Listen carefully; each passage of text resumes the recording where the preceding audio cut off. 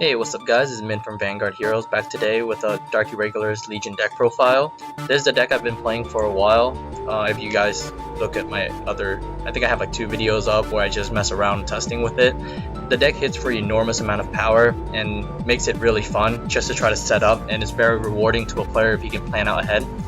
So going into the deck profile, I run 4 of the new Legion, Psychic Hero of Ash, Hadar.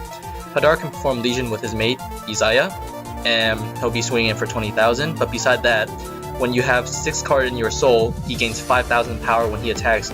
If you have 10 in the soul, you can choose 2, in addition to the 5k you gain for your Vanguard, you can choose 5,000 power and give it to 2 separate rear guard, potentially boosting each column by another 5k, or 1 column by 10k if you so wish.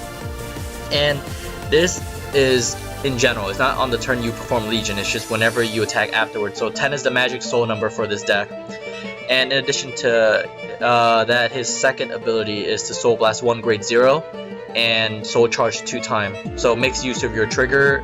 So later when you perform Legion, you can go ahead and send those triggers back in if you Soul Charge them early. So this deck makes your trigger that you Soul Charge live in a sense.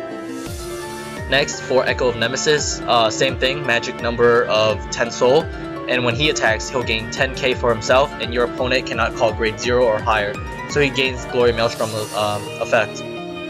Also, he has the same ability, Soul Blast 1 grade 0 card, Soul Charge 2. He's practically another Legion for this deck, because he can swing in and gain 10,000 by himself, but also with the 10 soul, he'll become Glory Maelstrom. So it's like you're running 2 Legion. You don't really need 2 Legion in this deck in my opinion. Echo of Nemesis fills the role quite nicely.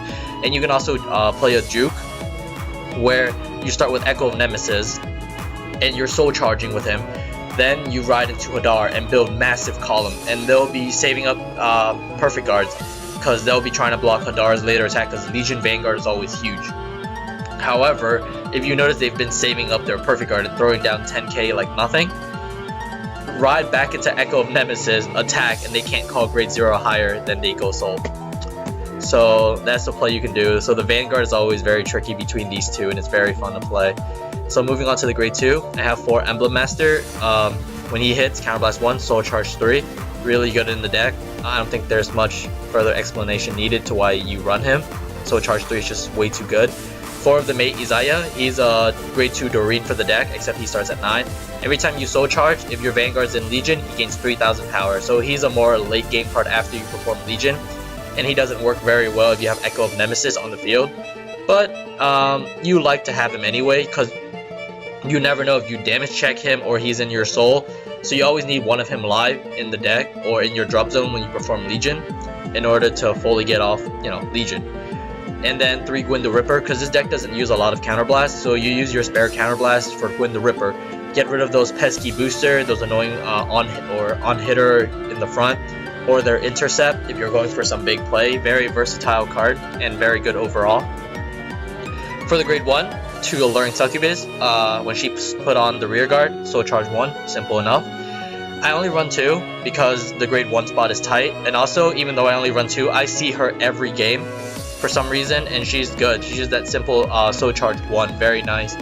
And she's a 7k booster, so not bad. 4 Dimensional Creeper, because Dimensional Creeper is a good first turn ride.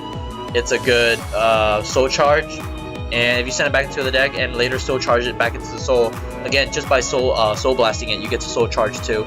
Makes very good play with the next card. MVP of the deck for Doreen the Thruster.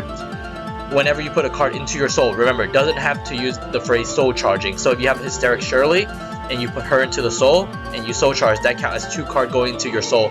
Doreen will gain 3,000 power for each, so essentially 6k power.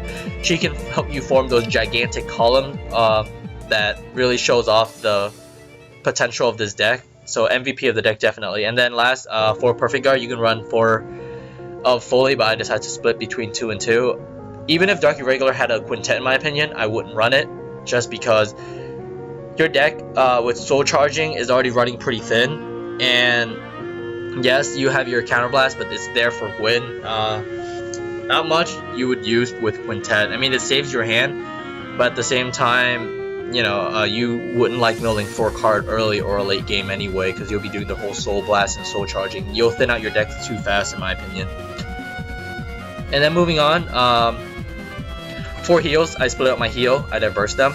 Only 2 crits and 4 stand. The 4 stand comes in such big clutch, is when you form those like gigantic columns later on. Just being able to stand one of those units in the front can mean another 10k out of your opponent's hand. So really good in a deck that can form high number. The 2 crit is there for the surprise factor. When your opponent thinks you only run heal, draw, and stand, you crit them at 4 and they get mad, and for some reason I have done that before.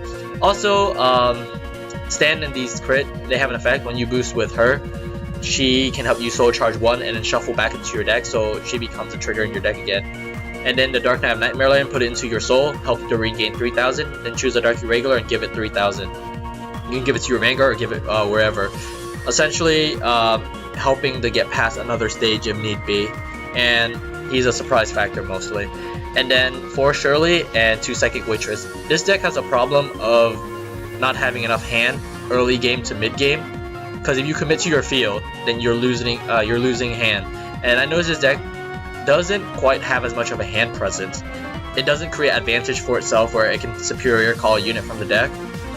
So it doesn't have that much advantage. So early game, often Dark Irregulars player, I noticed, like myself, back in the old build, gets pressured a lot into the high build. Of course, people playing Amon and the reverse have a nice solid 13k body, which helps their hand later on. But it's nice to be able to just commit some sort of field and pressure your opponent, because you need to pressure them decently well in order for your rush at the end to mean anything. Because if you rush them very well and you have a gigantic number, it makes the deck so much better. However, if they're at low damage the moment you decide to go in, it's not really a threat to them. No matter how high the number are, they can just afford to take it and perfect guard some other column. So it's not a big deal. So the draw helps you get into your main combo piece, like Alluring Succubus, Doreen, Isaiah, or Grade 3, or Gwyn, or Emblem Master. All of those help in a way.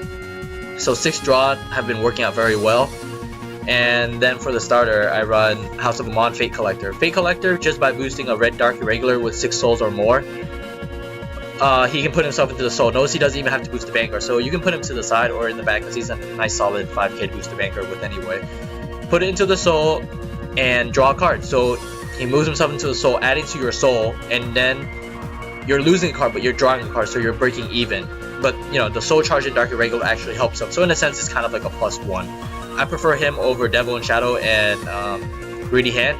He doesn't cause a counterblast, and he refills your hand. Devil in Shadow refills your hand, yes, with a Grade 3, but 4k boost is not so great early on. Your opponent can just 10-2 to pass you, even if you're a Grade 3. Or if you have Greedy Hand, he counterblasts 1, and you put the other card into your soul, so you don't really get back an advantage. You kind of just lose a booster and gain 1 soul. However, with Amon, he's free, no counterblast, into the soul, you get to draw a card. So simple as that. This deck, if you pace yourself out, you'll be at 6 mid game and 10 late game. You'll be able to get to those amount of souls. So don't worry too much about it. Also, you know, with Emblem Master hitting and potential stand, if they block the Emblem Master, restand the Emblem Master, swinging it again, you'll have a pretty decent amount of hand. I know there was one game where I got really lucky. I think I had Gwyn as my Vanguard. I had 2 Emblem Master on the side with Alluring Succubus to boost one side. I swung in with the 9, they guard. I swung in with my Vanguard, and they decided to no guard that. I got to stand, restood Emblem Master, and swing it again. They couldn't afford to like waste too many hand. So eventually one of those Emblem Master hit, and I was able to soul charge 3. And there was one game where my opponent didn't know what Dark Irregular did, and I was able to just get 3 Emblem Master effects off in a row thanks to a stand. So I attack with Emblem Master, soul charge 3, attack with the Vanguard, he no guard, got a stand, attack with Emblem Master, soul charge 3 more, and of course he blocks the last column. But that was like 6 soul charge in one turn. And if you happen to soul charge a Dimensional Creeper, soul blast it next turn, get yourself to 10. You know, it's very easy to do those kind of things in this deck. So pace yourself out. Don't fully commit too early, and don't wait too late to start going in. You know, pressure your opponent. It's all about pacing in this deck. And if you pace well early on, your ending will be amazing. You'll have outrageous amount of power in your column and your whole field presence for them to guard. Especially if they're at 5 damage, that last turn will be brutal, especially if you hit a stand. And, you know, crit, that's why you run crit so low, but you run mostly stand. Because crit is still nice, don't get me wrong. Just sometimes critting them from 4 to 6. Or critting them when they're at 3, going and hitting them to 5, then them having to face some other column. Just put a bunch of pressure on them. This deck ideally likes to play with opponent when they're at 5 damage. It's really fun just to see them react to huge column. And it's very rewarding and satisfactory, you know, to build your column that big. So yeah, that's my Dark Irregular deck profile. I hope you guys enjoy, and please rate, comment, subscribe, do whatever you guys need to do, and I'll see you guys in the next video. This is Min from Vanguard Heroes, signing out.